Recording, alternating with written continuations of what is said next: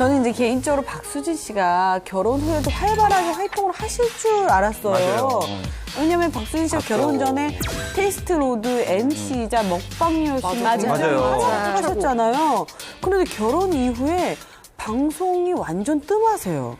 네, 박수진 씨가 사실 결혼 후에 바로 활동을 안 한 건 아니에요. 결혼 직후에 이 요리 고수와 함께 음식을 배우는 옥수동 수제자라는 그 예능 프로그램을 한 적도 있고 또 주부들의 워너비 스타의 일상을 보여주는 마마랜드라는 프로그램을 한 적이 있어요. 그런데 어느 날 갑자기 정말 박수진 씨가 방송 활동은 물론 SNS 활동까지 완전히 멈춘 때가 있었는데 제가 알기로 박수진 씨가 이 배용률 씨랑 결혼하고 나서 SNS 간접 광고 단가가 정말 손에 꼽힐 정도로 가장 비싼 그 스타 중에 한 명이었거든요.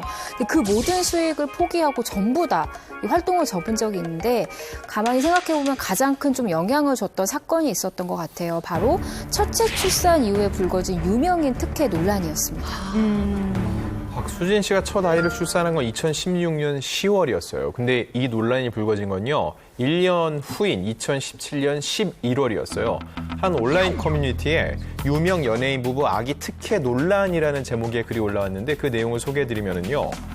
배우 박수진 씨가 지난해 첫 아이 출산 후 조부모와 함께 아이를 면회하거나 박수진 씨의 매니저가 간호사에게 간식을 건네는 등 신생아 집중치료실에서 금지된 행동을 일삼았다고 비판을 했습니다. 네.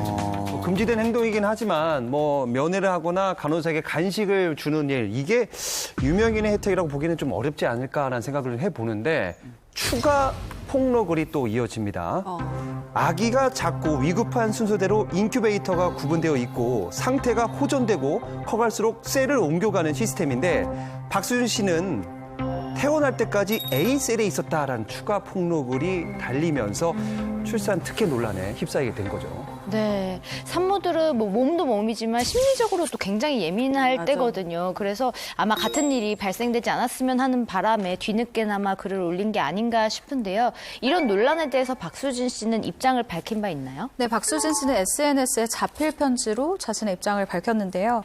최근 인터넷상에서 제기되고 있는 문제들에 대해 사과를 드리고 사실과 다르게 왜곡된 부분에 대해서는 정확한 사실을 말씀드리고자 글을 쓰게 됐습니다. 라면서 매니저의 동행과 음식물 반입은 반입이 가능한 구역까지만 하였으며 중환자실 내부로 매니저가 동행하거나 음식물 반입을 한 사실은 없습니다. 라고 전했습니다. 그리고 저희 부모님이 함께 동행한 것은 사실이며 첫 아이가 세상에 조금 일찍 나오게 되다 보니 판단력이 흐려졌고 올바른 판단을 하지 못한 부분에 대해서 깊이 반성하고 있습니다. 라고 전했습니다. 네. 이후에 박수진 씨가 아이를 낳은 S병원에서도 입장을 내놓았는데요. S병원 측은 의료진 판단 아래 조부모도 출입이 가능하다며 연예인 특혜는 없었다고 단호하게 입장을 밝혔습니다. 네.